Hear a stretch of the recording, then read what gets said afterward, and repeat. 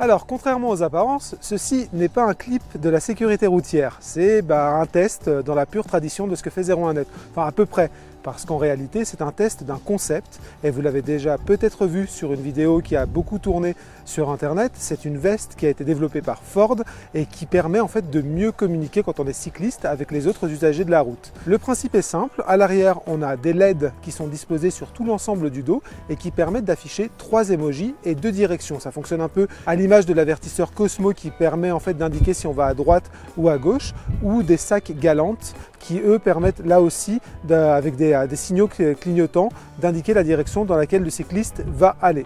Concrètement, comment ça fonctionne? On a bien évidemment la veste qu'on porte sur soi, mais on a aussi un petit contrôleur qu'il est très facile d'attacher au guidon et qui permet typiquement de la faire interagir.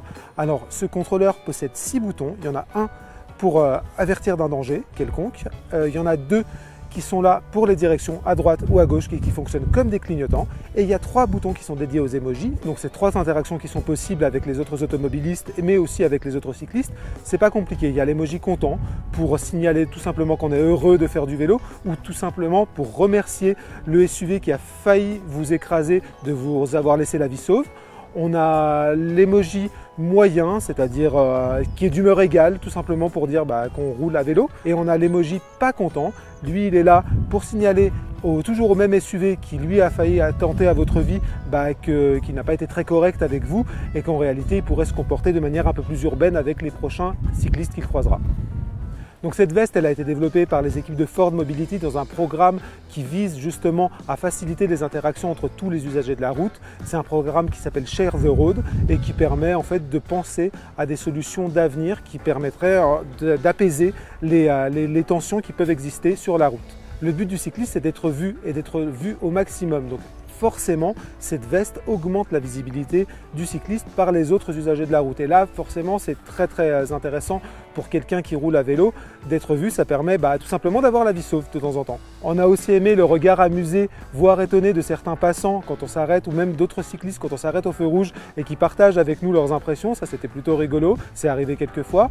Mais globalement, ce qu'on remarque, c'est que, notamment pour l'emoji pas content, en réalité, la personne qui vous a coupé à la route, qui vous a fait une queue de poisson, ou tout simplement qui a eu un comportement inadapté sur la route, elle est déjà bien loin, et finalement cet emoji ne sert qu'aux personnes qui sont derrière pour voir que la situation elle n'était pas anecdotique et qu'elle pourrait être cause de danger pour le cycliste mais aussi pour l'automobiliste. Cette veste, c'est évidemment un concept, c'est un produit qui n'est pas fini, mais on a quand même quelques critiques envers sa conception. Il y a d'abord la batterie, elle est intégrée au bas de la veste, dans une poche, elle est un peu basse, c'est un petit bloc batterie qui pèse sur le dos. La veste chauffe un tout petit peu, les LED chauffent un tout petit peu sur le dos et ça se sent au bout d'un certain moment.